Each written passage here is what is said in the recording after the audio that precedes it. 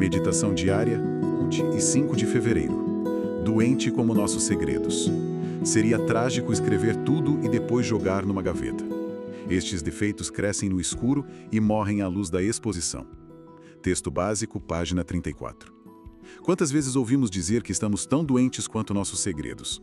Enquanto muitos membros preferem não usar as reuniões para compartilhar detalhes íntimos de suas vidas, é importante que cada um descubra o que funciona melhor para si mesmo.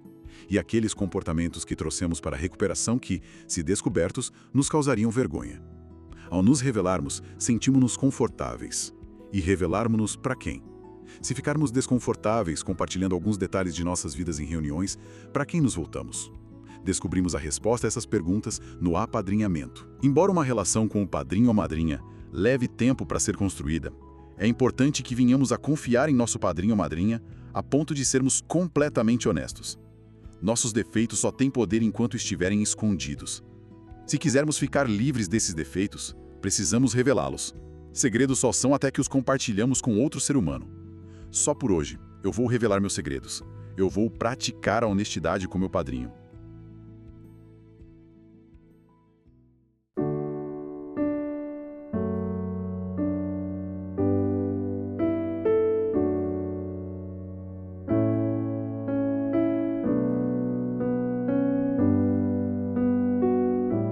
Essa leitura de hoje dá a base perfeita para nossa imersão profunda, né? Com certeza, dá o tom exato do que a gente precisa discutir. O nosso objetivo aqui, com todos os ouvintes acompanhando, não é só repetir o que está escrito ali. A gente quer desconstruir a mecânica do segredo na recuperação, mapear as ações concretas mesmo. Exato. Olhar para a prática diária. E as nossas fontes de hoje são muito ricas. Estamos baseados estritamente na literatura de A.N., o texto básico, o Isto Resulta, o livro Viver Limpo e o Guia dos Passos. Todos eles apontam para uma direção muito clara. A doença da adição é, na sua essência, uma doença de isolamento. Totalmente. É uma alienação que começa por dentro, sabe? É. E a nossa missão é justamente traçar o passo a passo prático para sair desse isolamento. Para começar, me chama muito a atenção a fisicalidade daquela frase ali, da leitura. Tão doentes quanto nossos segredos. Lendo a literatura, fica evidente para mim que o adoecimento não é só uma metáfora poética. Não, de jeito nenhum. O segredo tem um peso físico real. Ele altera o jeito que o adicto se move no mundo. É muito cirúrgico como a literatura de NA descreve essa dinâmica. Quando a gente analisa o livro Só por Hoje e o próprio texto básico, a gente vê que a adicção se alimenta ativamente desse isolamento. Se alimenta todos os dias. Exatamente. E na prática, guardar um segredo é a construção de um muro, um tijolo de cada vez. O adicto pode até estar limpo naquele momento, sem o uso de droga. Mas se ele começa a guardar pequenos segredos, ele retorna emocionalmente àquele estado de medo constante. Aquele estado de alerta. É, o alerta e a desonestidade que eram a marca registrada absoluta de um adicto na ativa. E fisicamente isso é inegável. A literatura nos mostra que a tensão volta. O corpo sente, né? Sente muito. É aquele aperto no peito, aquela evitação de contato visual. Você vê o adicto começando a chegar atrasado nas reuniões de NA, sentando lá no fundo, bem perto da porta. E some rápido no final. Isso. Sai correndo antes da oração final só para não ter que olhar nos olhos dos companheiros e ser questionado sobre como ele realmente está. É impressionante. Isso me faz refletir muito sobre a postura prática do adicto diante do auto-engano. Porque o auto-engano é poderoso, ele convence a pessoa. O sujeito pensa, bom, eu não estou usando droga, então a minha vida está sob controle. É, a armadilha perfeita da doença. Mas o livro Viver Limpo alerta demais sobre isso. O segredo joga o adicto de volta num modo de sobrevivência terrível. É aquela sensação constante de que você é uma fraude e que a qualquer momento alguém vai descobrir a verdade. E viver assim consome toda a energia da recuperação. Consome tudo. E isso me leva ao ponto que o texto de hoje aborda muito bem, que é sobre onde despejar isso. Porque os ouvintes aqui já sabem que a partilha numa reunião regular de NA não é o lugar apropriado para fazer um quinto passo, né? O detalhar falhas exatas e comportamentos profundamente vergonhosos. A própria leitura de hoje ressalta isso, de que muitos membros preferem não usar reunião para detalhes muito íntimos. Pois é, mas o grande desafio prático que o livro Isto Resulta aponta é o perigo da falsa catarse. Como assim, falsa catarse? Explica um pouco mais como você vê isso acontecendo na prática. É aquele momento clássico em que o adicto usa a partilha na reunião de forma puramente genérica. Ele levanta a mão e diz tipo, tô passando por uns desafios muito difíceis, minha cabeça tá a mil, tenho tido umas atitudes meio ruins. Ele compartilha só a superfície do problema. Exato, só a ponta do iceberg. E aí ele recebe abraços no final da reunião, tapinhas nas costas dos companheiros, e o ego dele vira e diz, pronto, já falei sobre o assunto, eu sou um cara honesto. Sendo que ele não entregou o real problema. Não entregou. Ele convence a si mesmo de que se aliviou, quando na verdade ele usou a reunião inteira como um escudo para fugir do confronto individual, aquele confronto específico com o padrinho. Ele divide o peso do segredo com o grupo todo só para não ter que olhar nos olhos de um único indivíduo e contar a verdade nua e crua. E isso é a doença da adicção operando através do orgulho. Essa análise é brilhante e está totalmente embasada no livro Isto Resulta. O autoengano funciona exatamente por esse mecanismo. A reunião tem um propósito vital, claro, que é a identificação e levar a mensagem. Sim, é o coração de NA. Com certeza. Mas a literatura é categórica. O trabalho sujo, a exposição profunda das raízes dos nossos defeitos de caráter, isso exige um ambiente privado. Um ambiente seguro. Seguro e direto. A ação concreta que tira o adicto desse ciclo de falsa honestidade que você acabou de descrever é muito mecânica e, embora seja psicologicamente aterrorizante, é simples. É pegar o telefone... Que nessas horas parece pesar 100 quilos, né? Exatamente. O Isto Resulta não sugere de forma alguma que as coisas se resolvam sozinhas ou por osmose. A ação é olhar para a agenda, discar o número do padrinho ou da madrinha e marcar um encontro individual. E a gente precisa falar sobre a fricção prática desse momento na vida real. A fricção é intensa. É o telefone pesando 1 tonelada, é a mão suando frio, é aquela vontade quase incontrolável de desligar no segundo toque antes que o padrinho atenda. Quem nunca, né? É aí que a leitura de hoje toca numa ferida muito real, o tempo necessário para construir essa relação. O Guia dos Passos deixa cristalino que a confiança não é um pré-requisito mágico. Ela não cai do céu num raio de luz antes de você começar a trabalhar os passos. De jeito nenhum, a confiança vem do agir. É um subproduto direto da ação. Ninguém liga para o padrinho no primeiro dia de recuperação, recém-chegado, e solta o segredo mais sombrio da vida, aquele que está trancado a 7 chaves lá no fundo da gaveta. Seria até assustador, né? Demais. E lendo sobre isso nas fontes, o conceito de honestidade progressiva me parece a ferramenta mais prática que a literatura de NA oferece para resolver esse impasse inicial. Com toda certeza. A honestidade progressiva é o verdadeiro antídoto contra essa paralisia. O que tanto o Guia dos Passos quanto o Viver Limpo nos mostram é que a confiança se constrói no cotidiano, é através de pequenas admissões. No dia a dia mesmo. Os ouvintes precisam entender que não se começa revelando o trauma mais profundo da infância logo de cara. A prática da vulnerabilidade em NA começa com a admissão das falhas diárias mais bobas. Porque essas falhas diárias já são os pequenos defeitos de caráter operando. Deixa eu dar um exemplo prático aqui que a gente costuma ver muito na literatura e também vivenciar nas salas de recuperação. O adicto está no trabalho, chega uns 15 minutos atrasado e, por puro instinto, inventa para o chefe que o trânsito estava um horror. Clássico. Mas a verdade é que ele simplesmente perdeu a hora porque ficou acordado até tarde vendo série. É uma mentira pequena, sabe? Aparentemente inofensiva, que um adicto na ativa não daria a mínima. Não perderia 1 segundo de sono por isso. Mas, na recuperação, essa pequena mentirinha é um tijolo a mais no tal muro do isolamento. A ação prática de honestidade progressiva é ligar para o padrinho naquele mesmo dia, sem adiar, e dizer, olha, hoje eu menti no trabalho por causa de um atraso ridículo, eu não precisava ter mentido, mas menti por puro medo de ser julgado. Perfeito. E o que acontece em seguida é o grande milagre do apadrinhamento dentro de NA. Quando o adicto pratica a revelação desse segredinho, dessa pequena desonestidade cotidiana, a cabeça dele instintivamente espera uma bronca monumental. Ele já se encolhe esperando o grito. Exato, ele espera a rejeição, porque o adicto na ativa está acostumado a queimar pontes, a ser descartado pelas pessoas quando comete qualquer erro.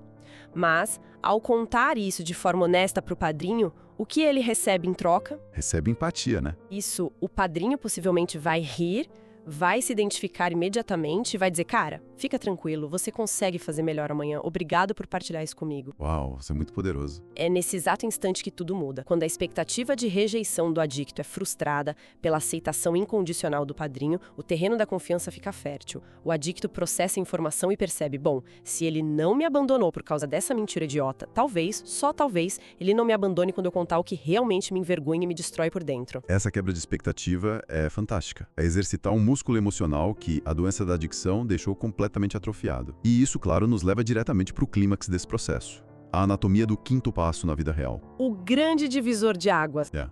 O texto de abertura fala sobre não jogar os defeitos numa gaveta escura. E tanto o Isto Resulta quanto o Guia dos Passos batem pesado na tecla do confronto cara a cara na hora de abrir e expor essas gavetas. Eu quero focar bem nisso, porque a literatura nos orienta que a partilha profunda não é para ser feita mandando um áudio longo no aplicativo de mensagem. Nunca. A fuga digital não funciona. Não é para escrever um e-mail enorme, apertar enviar e ir dormir aliviado. É o ato físico, o desconforto de sentar na frente de outro ser humano. A literatura frequentemente se refere a esse processo doloroso como uma cirurgia do espírito. Como é que os livros de NA descrevem as engrenagens exatas desse momento? O livro Isto Resulta descreve o quinto passo de uma forma profundamente crua, mas muito necessária. A ação concreta de sentar de frente para outro adicto em recuperação é simplesmente insubstituível. E por que não pode ser por mensagem de texto? Porque é confortável demais. Exato. E porque a doença da adicção vive nas entrelinhas. Ela mora nas fugas. Quando o adicto senta ali naquela cadeira, muitas vezes olhando para o chão com um caderno de inventário tremendo na mão, a voz da doença na cabeça dele está gritando desesperadamente. O terror interno. A doença diz que ele é um monstro absoluto, que as falhas dele são as piores do mundo, que ninguém na história da humanidade nunca fez as coisas horríveis que ele fez. A alienação atinge o pico máximo ali. E a doença adora esse escuro. Adora. O ato prático de verbalizar o segredo, de ouvir a própria voz falando em voz alta as atitudes das quais ele mais se envergonha, é a ação exata de acender a luz na tal gaveta que a leitura de hoje menciona. E a reação do outro lado da mesa é o bisturi dessa cirurgia, não é? Perfeitamente. Eu imagino muito a cena descrita na literatura. O adicto finalmente termina de ler, respira fundo e levanta os olhos do papel. Ele acabou de expor aquele segredo horrível. E ele levanta a cabeça esperando ver nojo no rosto do padrinho, esperando uma condenação moral absoluta. Esperando o fim da linha. Isso. Mas em vez disso, ele encontra os olhos de um padrinho que balança a cabeça afirmativamente. Alguém que olha para ele com serenidade e responde: eu entendo perfeitamente o que você está sentindo. Eu já fiz a mesma coisa. Ou então, nossa, eu também achava que era o único doente a ter esses pensamentos sombrios. O impacto disso contra a doença é brutal. É um golpe fatal na espinha dorsal do isolamento. Porque destrói instantaneamente aquela crença central do adicto de que ele é terminalmente único. Exatamente. A literatura oficial de NA nos ensina o tempo todo que o sentimento de ser terminalmente único é uma das garras mais fortes e letais da adicção. É o que mantém a pessoa doente. Quando o padrinho compartilha sua própria experiência dolorosa em resposta àquela partilha, a ilusão de exclusividade do adicto é estilhaçada na hora. E aquele alívio que o adicto sente, aquele esvaziamento imediato do ego, aquele suspiro profundo de quem acabou de soltar um peso de 100 quilos das costas, é literalmente a cirurgia do espírito sendo concluída com sucesso. A ferida foi aberta, foi limpa da infecção do segredo e agora pode finalmente cicatrizar de verdade. É simplesmente fascinante como o ato de falar arranca completamente o poder do defeito de caráter. O texto básico nos diz com todas as letras que estes defeitos crescem no escuro. No escuro da nossa própria mente. O momento de uma ação vergonhosa está só na cabeça do adicto, a doença distorce tudo. Fica gigantesco, né? Fica. O adicto cria fantasias, cria justificativas mirabolantes, alimenta ressentimentos contra pessoas que nem sabem que ele está chateado. Ele infla o problema até que aquele pequeno segredo pareça um gigante imbatível. É o alcringano trabalhando horas extras, sem parar. Fazendo o problema tomar conta da vida dele. Mas no instante, e a literatura mostra que é imediato, no exato instante em que o adicto abre a boca e comunica isso ao padrinho, a realidade nua e crua entra em cena.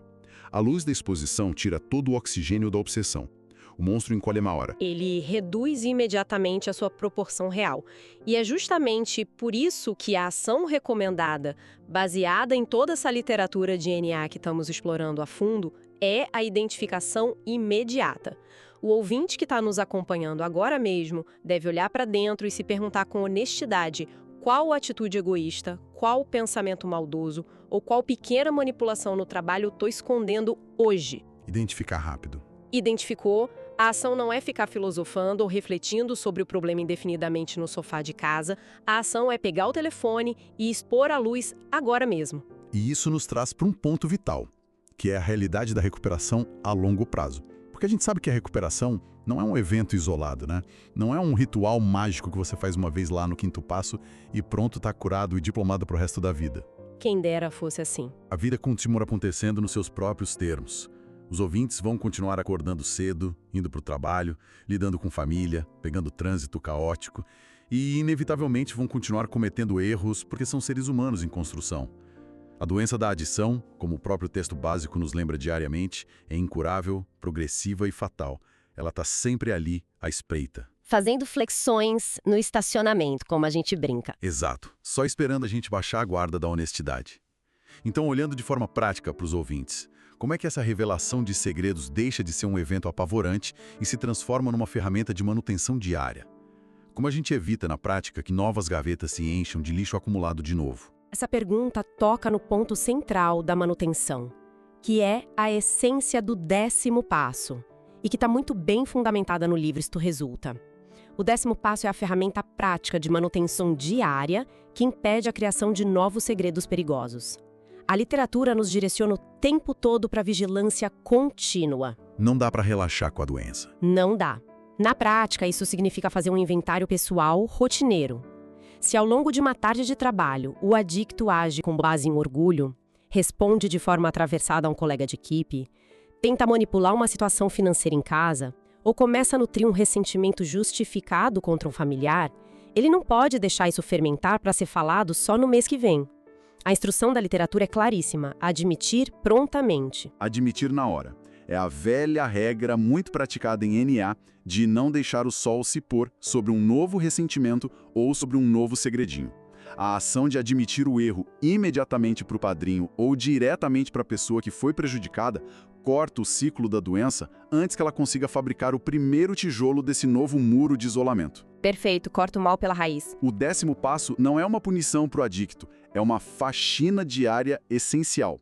Fazer dessa prestação de contas um hábito quase automático é o que garante que o adicto continue vivendo em paz, na luz, com as gavetas emocionais limpas e sempre escancaradas. Exatamente isso. E o livro Viver Limpo aborda isso de uma maneira brilhante quando fala sobre como a recuperação a longo prazo muda a nossa relação com o mundo ao nosso redor. Manter-se limpo, de verdade, e totalmente livre do isolamento exige a coragem diária de ser constantemente visível para o mundo. Sem segredos no armário, não há chantagem interna que a doença da adicção possa usar contra você. Ela perde a munição. Perde toda a força. A verdadeira liberdade dentro de NA não é a ausência de defeitos de caráter humanos, mas é a recusa absoluta e teimosa em mantê-los escondidos no escuro. Nossa, isso nos leva a uma reflexão final que eu acho muito mais ampla e profunda do que apenas o nosso relacionamento focado no padrinho. O crescimento espiritual em NA, como a gente discutiu exaustivamente com as literaturas hoje, exige uma vulnerabilidade constante. Nós aprendemos a expor os nossos segredos mais obscuros, deixamos as nossas máscaras de controle caírem no chão seguro da sala de NA e na frente do nosso padrinho. Mas isso nos deixa com uma provocação mental fortíssima para os ouvintes levarem adiante nas suas próprias vidas diárias. Se a honestidade rigorosa com outro adicto esvazia completamente o poder dos nossos segredos e destrói aos poucos o nosso medo paralisante da rejeição. Como é que essa mesma vulnerabilidade, uma vez aprendida e praticada com consistência, começa a reescrever silenciosamente a forma como o adicto se relaciona com as pessoas lá de fora das salas de NA? Transforma tudo, né? Transforma de dentro para fora. Como isso muda na prática as relações reais dentro da própria família, no ambiente de trabalho e com os velhos amigos que nem sabem o que é recuperação de perto. O que acontece com a sua vida lá fora quando você perde definitivamente o medo de ser quem você realmente é aqui dentro? O que aconteceria na sua vida se hoje, apenas por hoje, você decidisse não ter mais absolutamente nada a esconder de ninguém? Fica a reflexão para cada um de nós processar ao longo desse dia. Queridos ouvintes, ficamos por aqui. Lembrem-se, mais será revelado. Tamo junto. Só por hoje. Funciona.